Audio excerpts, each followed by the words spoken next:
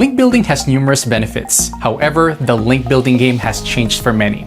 Having as many links as possible is no longer the goal. Instead, having reputable, relevant, and high-quality links is. This is where resource link building comes into play.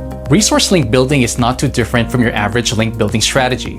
The main difference is you are getting your content included on third-party sites and will be one of the resources. Resource pages are seen as extremely credible.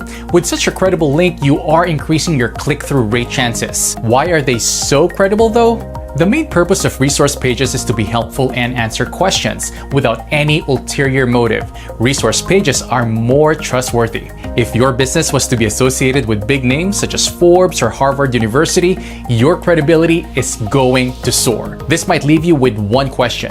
How does it work?